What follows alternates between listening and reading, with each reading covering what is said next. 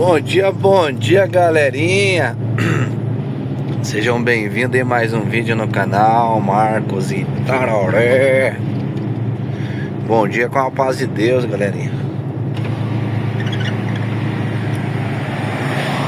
Aqui subi na serrinha, nem sei como que é o nome dessa serrinha aqui. Sentido 116, galera. Sentido curitibano ali. Saímos ali do Tacílio agora. Que nem diz o nosso chefe da filial ali, o Jean ali, ele falando pra mim, disse que eu tive sorte demais. Cheguei ontem à tarde, já carreguei ontem mesmo. Mas esse hoje carregado, graças a Deus primeiramente, né? E estamos indo ali pro Suzano, galera, novamente. Suzano é o que liga. Opa, pesou a coisa, rapaz. Pesadinho, 33, uns quebraram, quase 34.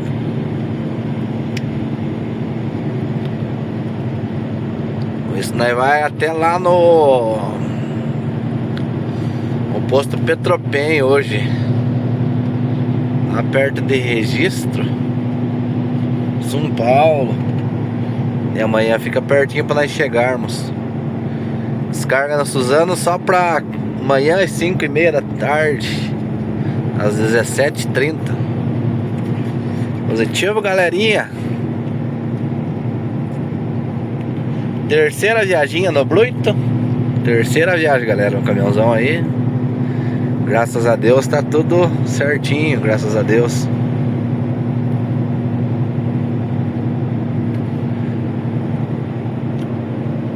Descarreguei no Itajaí. Aí vim aqui no Tacílio ontem.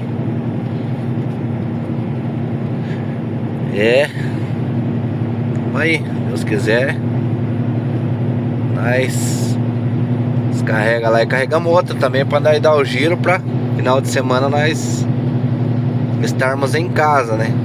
Esse é o plano nosso, meu plano, né? O plano de Deus, ele que sabe. E essa vida nós de caminhoneiro não dá pra fazer muitos planos, né? E a mesma hora que é pra você ir pra um lado, já vai pra outro. É uma caixinha de surpresa, né? Mas tá bom, tá bom. Tô muito feliz, galera. Tô muito feliz. Contente mesmo.